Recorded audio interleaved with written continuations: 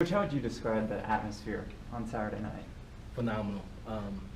You know, the spirit walk itself was beyond what I expected. I expected a good turnout. I expect our fans to be enthused, but the drive and to see the faithful tailgating, and then to park the bus and get off, greeted by Dr. Romo, and start the walk, and to see the band, the different pep squads, and then the fans, to greet our team that way for the start of this season was nothing short of miraculous. So the walk itself set the tone for the day.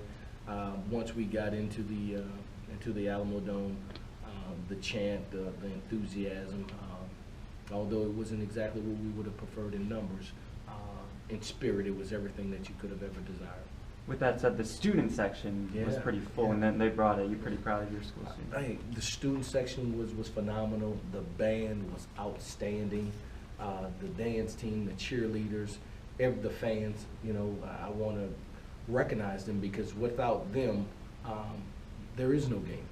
They allow our guys, the players, to feed off of them. It's energy that they deliver to us, and they have ownership in the game. They're an integral part of what we do. Our preparation and ability to sustain from the first to the fourth quarter. Given a couple of days later, how do you feel like your team graded out, Coach, in that season opener? Yeah, I thought we did a lot of really good things that we flashed. Probably over 100 yards in penalty we could have back or go towards us, and you know, you fumble a ball at the 3-yard line, another one you get at the 2-yard line, and then you muff a punt here.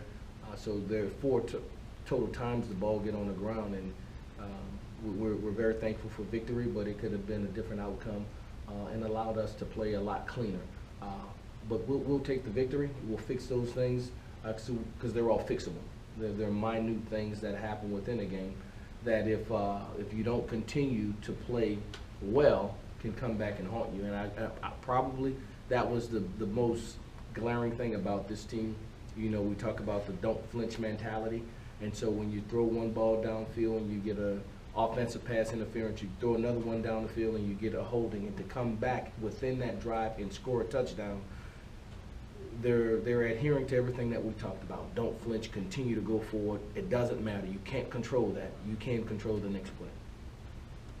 I know you told the good folks in there, but can you describe what your thought process is as far as quarterbacks go? Yeah, Dalton will be the starting quarterback this week.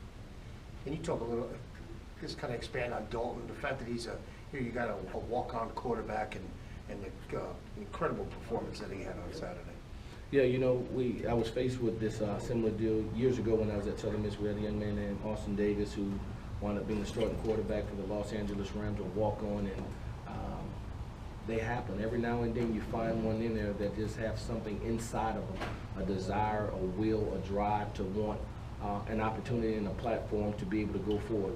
Dalton Sturm is that guy, and he seized the moment. He played extremely well. We just need him to do it every week from this point on. You had talked about Jarvion having a sprained ankle. Are you expecting them to be available on Saturday?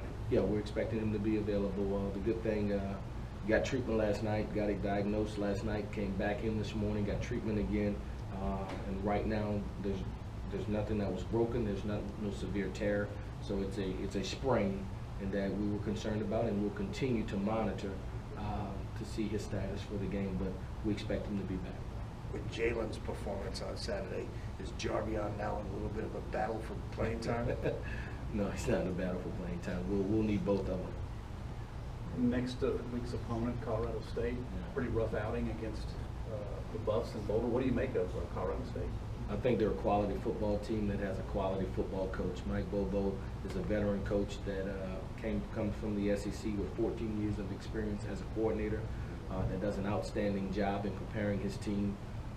You just look at what Georgia has done over the years from a run standpoint, a pass standpoint, and the consistency of being dominant in the SEC East over the years. And so they return every offensive lineman, all 4 of the linemen, as well as the tight end, as well as their leading rusher. They rushed for over 160 plus yards against Colorado. They didn't throw the ball, I would guess, as well as they would have liked, but their quarterback is very accurate. and they'll be prepared. They'll have their home game, and they'll be prepared to redeem themselves and play extremely well. I think defensively, you look at that team, and they return their leading tackler.